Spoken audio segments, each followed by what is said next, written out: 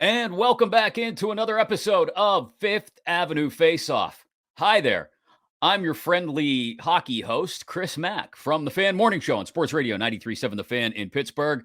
If you're watching this on YouTube, you saw me just wave hello, right? Yeah, well, hey, click on subscribe. You'll get all of the latest video content from 93.7 The Fan.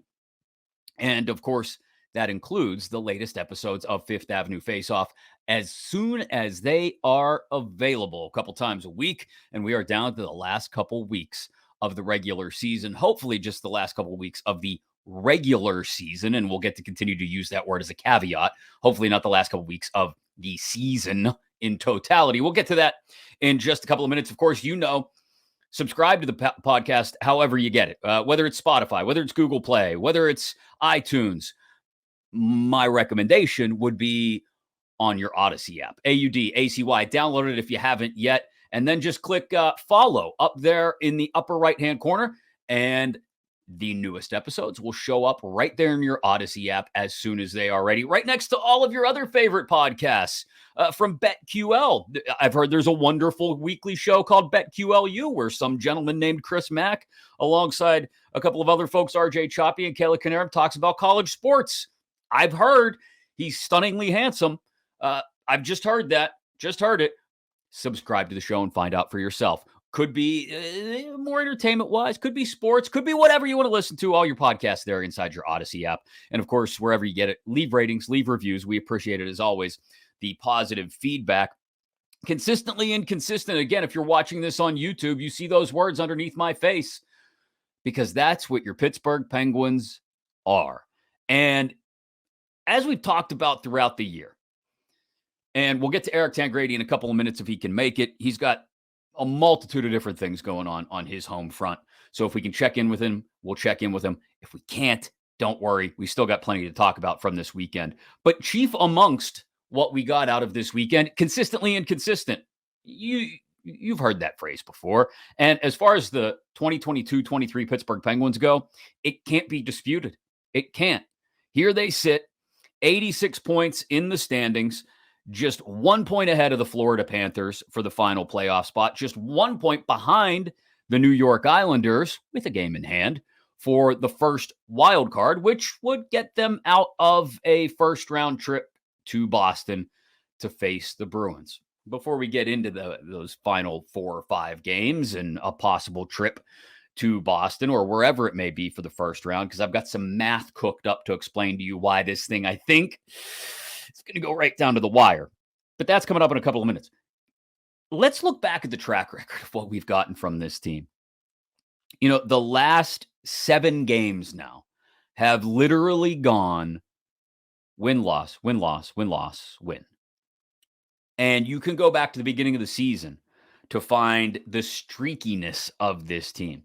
First 5 games, not a regulation loss amongst them. They were 4-0-1. The next 7 games, not a victory amongst them. So 4-0-1, right? And then they go 0-6-1. And the next 9 games, 7 wins, 7-2-2. The next 9 games after that, another positive chunk.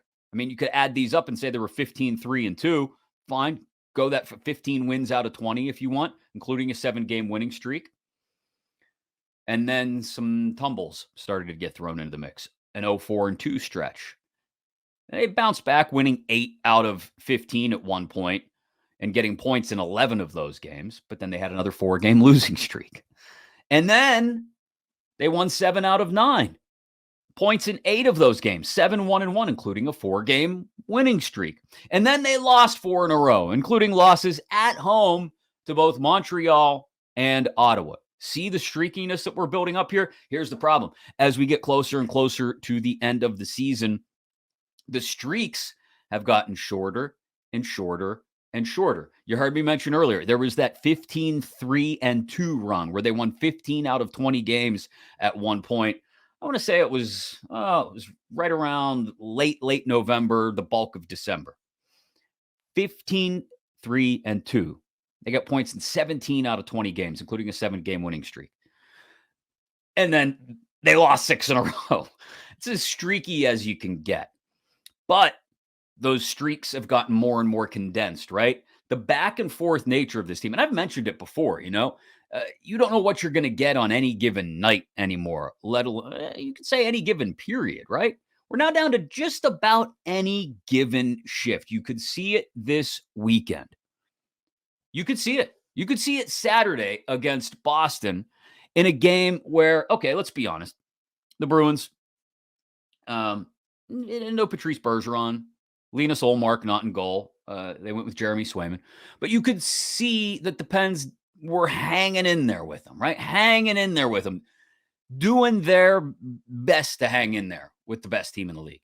But every once in a while, you'd still glance up and you'd see maybe a Geno Malkin shift without quite the gusto that you'd want him to have. And then you see Geno with his hair on fire Sunday against the Flyers. I mean, it's personified even in their stars now in some cases. Sidney Crosby, 2 goals in the last 12 games. Now, we can and we will talk later about whether we think that's just him sort of throttling down before the stretch run, heating up before the playoffs, or is that a 35-year-old perhaps hitting the wall in just the second season where he's played every single regular season game to this point. But what you get is a shortened amount of time between the consistent inconsistencies now. It's not a month worth of quality play. It's not even 2 weeks worth of quality play. It's not even a couple of games. It's not even a single game. It's not even a single period. We are now down to the point where literally, and I think I saw Dan Kingerski write this for Pittsburgh Hockey Now over the weekend. He may have just tweeted it. He may have written it in an article. It is literally shift to shift. This team is shift to shift. You don't know what you're going to get. A win at Colorado. Oh my God, seriously? These guys may be legit. A loss at Dallas. Okay, Dallas is decent. A win against Washington, during which they had a shutout in their back pocket, and then Casey DeSmith flops all over the place in the third period. A loss at Detroit, where once again, Casey DeSmith plays well for 2 periods, and then gives up a pair of softies to David Perron in the third period. A win against Nashville, where, I'll be honest, it was downright boring hockey for a while. That's what they need to play, though, if they're going to win in the playoffs. It's funny. I think I told this story in one of last week's episodes, Friday's episode, when we had Ray Ferraro on. But I'll tell it again real briefly. We went as a family of 4 to the game, and some good friends of ours, they came as well with their daughters, who are a little bit older than our kids. They're teenagers. And they both turned and looked at me at one point and said, Chris, this is well into the second period. Chris, is this supposed to be 0-0 still? And I said, in the case of the way they're playing tonight, yes. And to be honest, this is the way they're supposed to play if they're going to win in the playoffs. That Nashville game, good old-fashioned, boring, responsible playoff-style hockey. And then they played well at times against Boston, but still not good enough. There's just too wide a gulf in talent. And that gulf in talent was shown in the opposite direction in the win over Philly. They hold off the Flyers' late charge. Casey DeSmith makes some big saves again. And that's another part that we can maybe get into greater detail in a couple minutes is now what between the pipes. But from a 5-game point streak to start the season to a 7-game losing streak to winning 15 out of 20, to losing 6 in a row, to points in 11 out of 15, to losing 4 in a row, points at 8 out of 9, and then losing 4 in a row, and then quite literally win, loss, win, loss, win, loss, win. That's what they are. And I got bad news. We'll get into this in a couple of minutes when we try to do some math about just when and how this thing may get decided. There's a hint that's probably coming down to the last day. But there's probably an L coming up Tuesday night in Newark. Back, forth, back, forth, back, forth. I'm going to need a neck brace by the end of the season, the way things are going. Consistently inconsistent is the story of the 2022-2023 Pittsburgh Penguins. We'll ask Eric Tangradi what he thinks about it. We'll try to get him on the horn here in just a second. Again, a lot going on in everybody's world these days. Kids with work, a million different things. We'll get into those 2 games from over the weekend. The loss to Boston, and what I didn't think was necessarily a poorly played game by the Penguins, and the win over the Flyers, which started to become poorly played down the stretch. And then before we wrap things up today, we do a little math to try and get an idea of when this whole thing will be wrapped up. Again, I don't think it's going to be by the end of the week. Sorry. Unless things go nuts, I don't think that's the case. But that's all on the way. Chris Mack with you here on Fifth Avenue Faceoff.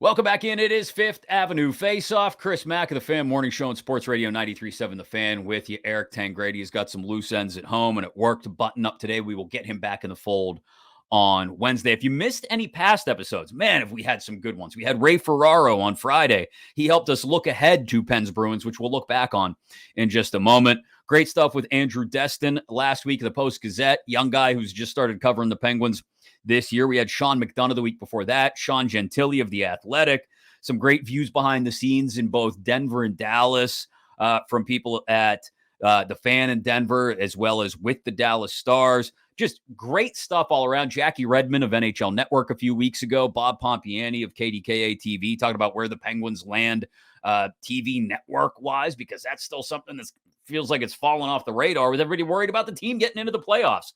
Rightfully so. So always feel free to go back and listen to back episodes, because it's not just necessarily about that game the night before that episode was recorded or the games coming up after that episode.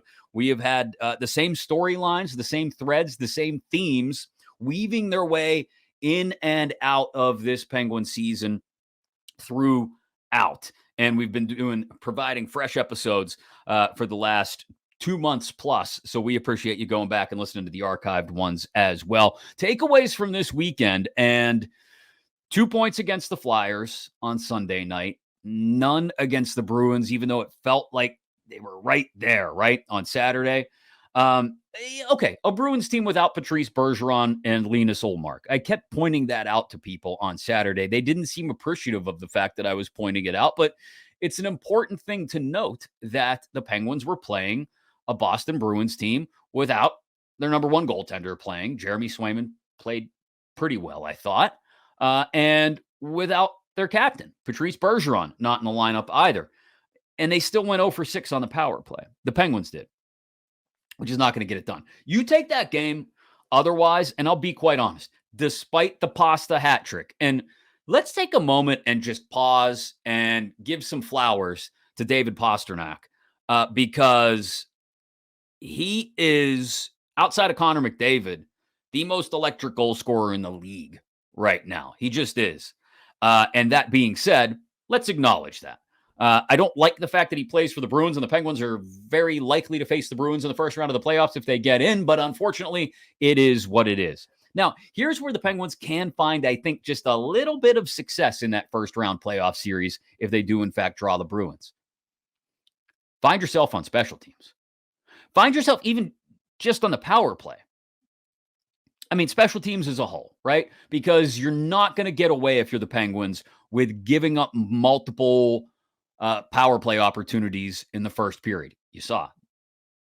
Didn't work out against the Bruins, much the same way it did work out against the Predators a couple nights earlier. Predators, down here, offensive talent. Ray Ferraro outlined that for us on Friday, if you want to go back and listen to that episode. Bruins up here as far as offensive talent goes, especially on the power play. So the Pens got away on Thursday night with giving up some early power play opportunities to the Nashville Predators. Between Nashville's lack of offensive ability and Tristan Jarry playing a solid game, they got away with it. Didn't get away with it on Saturday against the Bruins, and went 0 for 6 on the power play themselves. Can't happen. You scored just one power play goal. How about on that 5-on-3 where everything stayed to the perimeter and the exterior of the zone? Score just one goal. Throw one more puck into the middle. I saw one puck during that 5-on-3 even go into the bumper position where Jake Gensel was set up. That was a pass from Sidney Crosby. Everything else to the perimeter, to the outside. I look like Madonna. If you listen to the show on your favorite app, whatever it is, hopefully it's your Odyssey app, you have no idea how much the visual helps, because I keep talking about the play sticking to the perimeter. And if you're watching on YouTube, you saw me going like this with my hands, and I just realized I look like Madonna in the Vogue video. Dated reference for anybody under the age of 30. Anyway, everything to the perimeter. That's not going to work, first of all. You've got to do better than 0 for 6 on the power play. And the one redeeming quality here is that if they did go better than 0 for 6 on the power play, I think they win that game against Boston, to be quite honest. And that may be enough. Just one power play goal a night against Boston in the playoffs. Now, look, that may be asking much because you may not be able to draw more than 3 penalties in a playoff game against the Bruins. But in that case, give me, 1.5 out of 6, right? That's still not a great conversion percentage. 1.5 out of 6. What a power play goal every, what's that, 16% of the time? It's probably not good enough. You're going to have to do better than that. Again, we're going to get into hashtag math in just a little bit. So let me brush up on my math skills now. You're going to have to go at least 1 for 5 on the power play against the Bruins and draw some penalties. And in that case, once you draw them, you got to convert at least 1 out of 5. That'll get you, I would hope, at least 1.5 power play goals per game. I think they've got a chance to win if they can score on the power play against Boston, is my point. 0 for 6, and still the game coming down to a Pastrnak hat trick tells you that they do have a chance, even if it was the Bruins with Swayman in net and without Patrice Bergeron. So that's my takeaway from the Boston game. From the Philly game, it's quite simply, stop letting off the gas. Start putting together 60-minute efforts. And for the most part, I thought it was a 60-minute effort against Boston. Against Nashville, it definitely was. Start playing every game. Am I bouncing the desk enough here? Start playing every single game the way you played against Nashville on Thursday. And don't worry about whether it's pretty. Don't worry about whether it's ugly. Again, I understand, as Ray Ferraro detailed on Friday's episode, that even against Nashville or teams other than Nashville, you might not be able to get away with the way you played against them, particularly in the first period. But that's as good a game as the Penguins can play going into the playoffs. I called it this earlier. Good old-fashioned, boring playoff style hockey. Do that against Boston. You got a chance. Just get a bounce. Get a ricochet. Get what you got from Rickard Rakell on the first goal against the Flyers on Sunday night. Some kind of weird bounce off the glass. Get that, and guess what? The Penguins steal a game against Boston. Steal one up there. Oh, boy. All of a sudden, we've shifted home ice back for whatever that's worth in the Stanley Cup playoffs these days. But if they can steal one of those first 2 games, come home, steal one of the 2 at home, oh my God, all of a sudden it's a best of 3, and you've shortened the odds. And all that needs to happen to do that is to just hold serve on your special teams opportunities.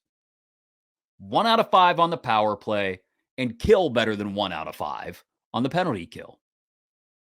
That's all we're asking for. Go 1 out of 4 on the power play. I'll start to feel pretty good about your odds. But you can't go 0 for 6. That's not going to work. As for between the pipes, I don't know who the goaltender is going to be come game 1, whether it's against Boston or Carolina or maybe even Jersey, depending on how things go this final week and a half. I don't know who it's going to be. But right now, going into Newark on Tuesday night, I would start Casey DeSmith. I thought he played really well for the bulk of the game against the Flyers. Tristan Jarry, I don't think he played a bad game against Boston. I think he played a really good game against Nashville. Came up with a few clutch saves when they asked him to. But I would give DeSmith an opportunity to stay hot against the Devils in Newark on Tuesday and see where it goes from there. Maybe it doesn't work out. Maybe he gives up 4 goals on 22 shots or, has a dud, which DeSmith is good for every once in a while, although so is Jarry, right? Maybe he doesn't come up with any big saves as he did Sunday against the Flyers. And maybe you're right back to Tristan Jarry on Thursday against the Wild. But hell, why not find out if Casey DeSmith can get hot and carry it into the playoffs? And look, you've got Jarry there to break the glass in case of emergency. Maybe DeSmith, like I said, ends up giving up a pair of softies in game 1 to whoever you're playing. And immediately, okay, bang, he's out. But how would that be any different from some of the playoff experiences we've had with Tristan Jarry in the past? The problem here is that you don't have a tenderoni. You just don't. You don't have. If you have 2, you don't have none. That's poor grammar. I understand that much. What I don't understand is who the hell and how the hell they're going to figure out who the number one goaltender is on this team between now and April 17th. In fact, I can tell you they're not going to figure it out unless Casey DeSmith starts lighting things on fire, stopping everything, going unconscious in net. I don't think we're going to have a guaranteed number one goaltender going into game one of the playoffs. Because I don't think Tristan Jarry can get that hot. I'll just be honest. I don't think he can. I don't think he's capable against quality competition. I know he did it Thursday against Nashville, and it kind of made me feel good for 24 hours or so. I got a warm, fuzzy feeling. But I don't think he can make those big saves night after night against quality opponents. Can Casey DeSmith? Maybe not. Maybe not. But you know what? It's happened here and there. With Casey DeSmith, it's more about just putting together a 60-minute effort and not crapping the bed like he did against Detroit or like he almost did against Washington. They're both flawed. They're both terribly, terribly flawed goaltenders. And in a perfect world, you'd let them both walk this offseason and you'd find a new pair of guys. But this isn't a perfect world. The free agent class sucks. The only guy you might be able to trade for without having to mortgage multiple future pieces would be Carter Hart. The Flyers aren't going to do business with you. Maybe you want to go after John Gibson, but how excited is John Gibson to come home to Pittsburgh? And if he is, even if he is excited to come home to Pittsburgh, think of how much you'd have to give up to get him. Not just in moving cap space, but also in resources, like assets, like young guys. I don't know. I have a great fear that Tristan Jarry and or Casey DeSmith will be back in the fall, despite the fact that we will have no better idea about either one of them 3 weeks from now, when the season presumably will be over. So yeah, we won't know then, and I know we won't know but before game one of the playoffs. We just won't. I mentioned at one point today that Sidney Crosby has now gone 12 games with just 2 goals. Just 2 goals in the last 12 games for Sidney Crosby. And I'm trying to convince myself that this is not a good thing, but that it is just the calm before some kind of stretch run, breakout, playoff storm we get from Sidney Crosby. When he says, okay, time to turn it up to 11 here, throws the team on his shoulders, drags them kicking and screaming into the playoffs, maybe even to the first wild card spot, maybe some kind of crazy 7-game series against Carolina. Who knows? Sidney Crosby's capable of anything. I'm trying to convince myself it's more of that rather than a 35-year-old guy seeing a 77-game regular season, soon to be 82-game regular season catch up to him. If Sidney Crosby plays in each of these final 5 regular season games, and I can't see any reason he wouldn't, knock on wood, this will be just the second time in his storied career that Sidney Crosby will have played every regular season Pittsburgh Penguins game. Just the second time. Second time. Only once has he played 82 games in a regular season. And I don't know if that's a good thing. I mean, look, it's good in that without him, where the hell would they be, right? Where would they be without Sidney Crosby this year? Crosby, Malkin, Letang have had wonderful years for guys their age, especially. They've been supported by some people. Jason Zucker, Rickard Rakell, Gensel, I think, is still doing good things for the most part. Brian Rust seems to be coming back to life. But where the hell would they be without Sidney Crosby? So, look, it's not like there's no load management here. This isn't Greg Popovich and the Spurs of 5, 6, 7 years ago. And Tony Parker, you take the night off. And Manu Ginobili, you take the night off. And Tim Duncan, you take the week off. No, they can't. They're fighting for every single last point in the standings to get into the playoffs. Nobody's sitting Sidney Crosby in the final 5 games. Moreover, if Sidney Crosby's healthy, you're not telling him to sit anyway, because Sidney Crosby loves hockey and wants to play. That being said, I wonder if it's catching up to him this season. I do. He keeps himself in great physical condition. He does, no doubt. I'm not questioning his conditioning or his health necessarily. I just wonder, look, when you're 35, it's not as easy to find the giddy up, I don't care who you are, as when you were 25. And that's what we're looking at with Sidney Crosby. Hell, even go back just 6 years. 6 years ago, their last Stanley Cup run, Sidney Crosby was only 29. He wasn't even 30 yet. If you're of that age, I'm going to ask you right now, if you are 35 or older, ask yourself how you feel now as compared to how you felt 6 years ago. I understand you're not a world-class athlete, most likely, but just think about the difference for you. Now, the difference may not be as great for a Sidney Crosby, sure, because he keeps himself in amazing shape. But it still happens. Age catches up with everyone. And even if you're still a point-per-game guy, Sidney Crosby, playing every single game of a regular season at 35 is a whole heck of a lot different than playing every game of a regular season at 27, 28, even 29 years old. So that being said, I'm hopeful it's just him gearing up for the stretch run. I'm hopeful just 2 goals in the last 12 games.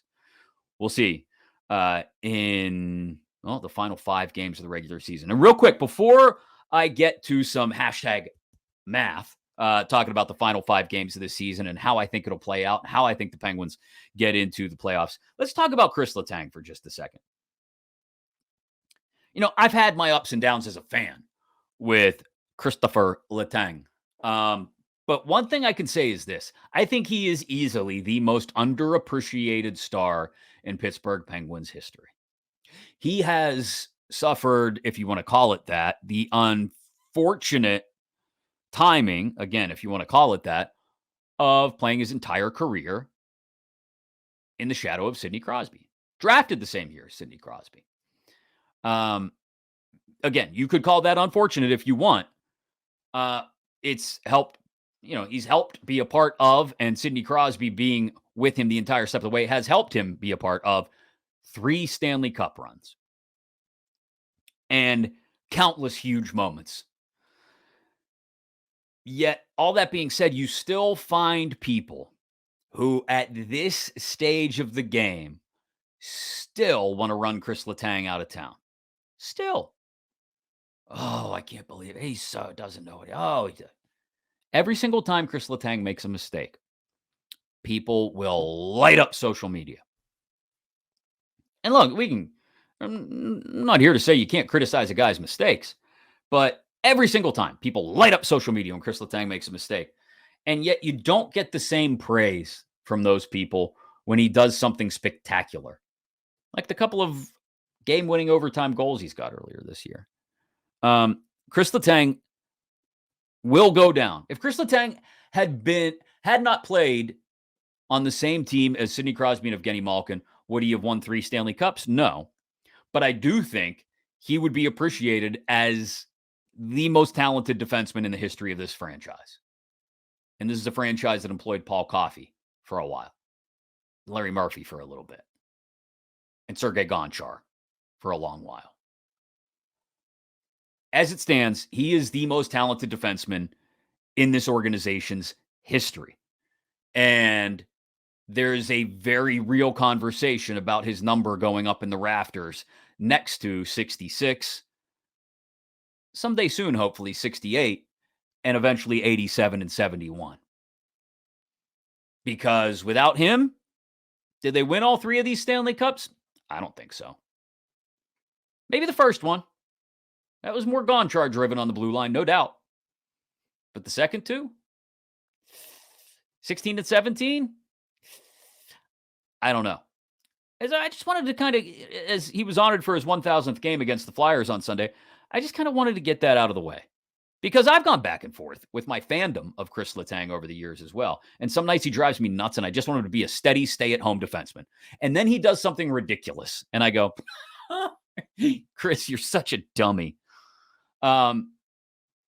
He is the most underappreciated, I'll refine this here, not just most underappreciated defenseman in franchise history, most underappreciated player in franchise history.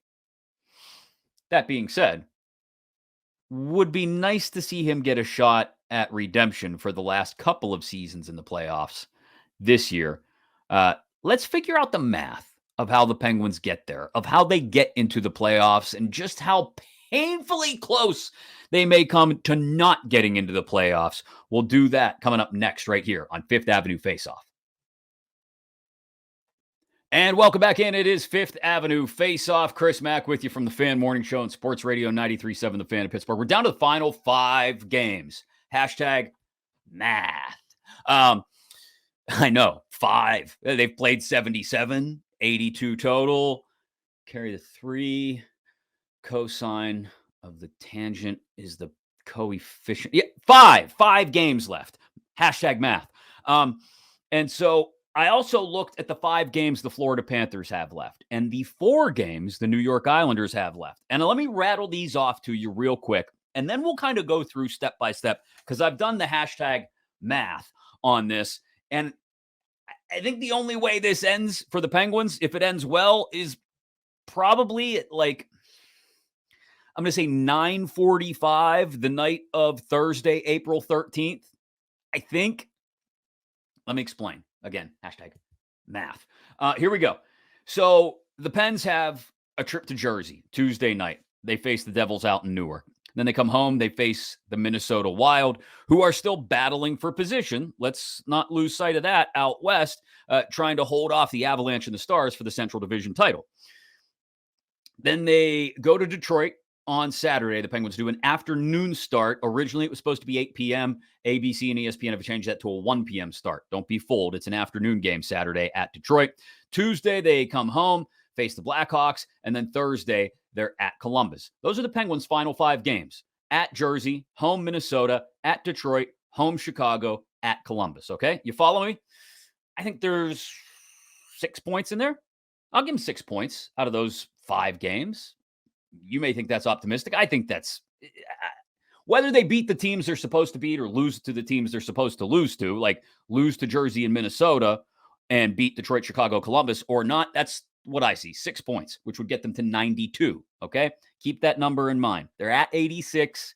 If they win 3 out of their final 5, 92. You've got the Islanders a point in front of them for the first wild card, but Pens have a game in hand. Islanders only have 4 games left. They are off until Thursday when they host the Tampa Bay Lightning, who, let's be honest, haven't had much to play for. I mean, just positioning really between them and Toronto since Christmas, it feels like, because of the stupid playoff setup and the way it works. So the Islanders host the Lightning on Thursday. They host the Flyers on Saturday.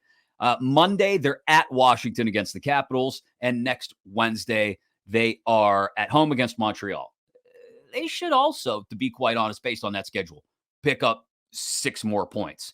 So that would put them at 93, from 87 to 93 in their final 4 games. Now, keep in mind, the Islanders have lost 2 in a row. They've gone 5-5, basically 5-4-1 in their last 10. Something to keep in mind. Okay, Florida now.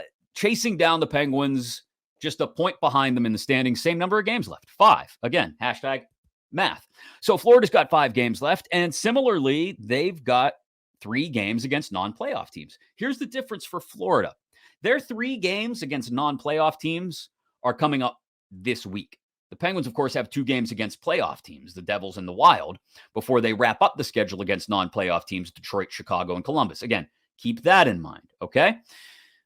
Florida hosting Buffalo Tuesday night, hosting Ottawa Thursday night, visiting Washington on Saturday, and then Monday, they host Toronto, the Panthers do, and a couple of days off before they wrap up the season. Next Thursday, again, next Thursday is the, bad at math, 13th, I believe it is. Is that right? Yeah, no, 12th.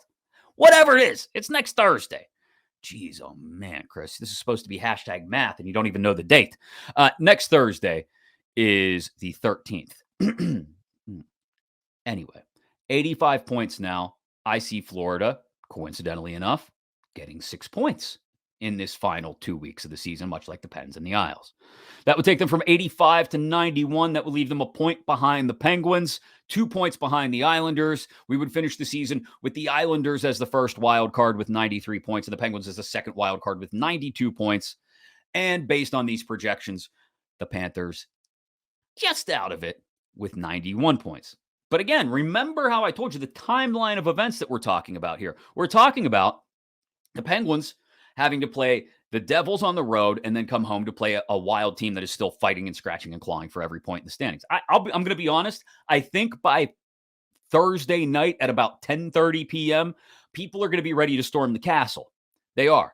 They're going to have pitchforks and torches, and they're going to be marching on PPG Paints Arena, angry and mad at everyone because I fear and suspect the Pens are going to lose both of these games to Jersey and Minnesota. We will have no more questions, we'll have plenty more questions, no more answers about what's going on in goal or whether the third and fourth line can carry play or whether POJ can play good old-fashioned responsible style playoff hockey or any of the other things, whether Mike Sullivan will be willing to make lineup changes. None of those things will be answered. We will have more questions and people will be losing their minds because here's the thing. At the same time, the Pens lose to Jersey and Minnesota, the Panthers probably get a pair of wins against Buffalo and Ottawa. So it's entirely possible, hang with me now, that by the time you wake up on Friday morning, and again, the Islanders have the Lightning in the meantime as well, that by the time you wake up on Friday morning, the Florida Panthers could be in the first wild card spot. The first wild card spot with 91 points. The Islanders, two behind them with 89. And the Penguins back there, 3 points back of the Panthers with 88 points. But here's where the schedule once again flips around. If everything goes chalk. And the Penguins get to rattle off 3 wins in their final 3 games against Detroit, Chicago, and Columbus. And Florida loses to Toronto and loses to Carolina. The Islanders pick up a few points on the back end as well with games against Philly, Washington, and Montreal. And that's how you end up back at where we are right now. Islanders first wild card, Penguins second wild card, Panthers out. Now, again, that's all chalk. And it's very uncomfortable for us as Penguin fans because all it takes is 1 more point for the Florida Panthers, maybe an overtime or shootout loss, or 1 less point for the Penguins. And it all falls to bits. All falls to bits. And they're out of the playoffs for the first time since you were in diapers, most likely. Or maybe in elementary school at the very least, right?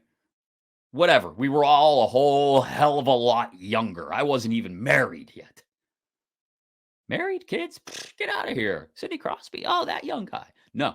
First time in over 17 years. I do think they're going to get in. I just laid out the hashtag math for you, but I do think we're going to sweat it. I think we're going to sweat it right down until the final game against Columbus and also with the Panthers playing the Hurricanes on the final night. But that's how I see things going. Be sure to subscribe to Fifth Avenue Faceoff wherever you get it, whether it's Spotify, whether it's Google Play, whether it's iTunes. Be sure to leave a rating and a review if you want to be really nice there on iTunes and say, hey, Chris, we love the pod. Appreciate you doing it. And we'll continue to do it down the stretch run. Your Odyssey app, probably the best way to get it. AUDACY. Just click follow up there in the upper right-hand corner of your Odyssey app, and you'll get new episodes of Fifth Avenue Face-Off dropped right in there for you. You listen whenever you like. Maybe when you're headed down to the game one night, if it's a home game, headed home from work, maybe on your way into work. I'd prefer you listen to the Fan Morning Show then and save this for after that. But here nor there. Listen when you have time to listen. We appreciate you doing so right here on Fifth Avenue Face-Off.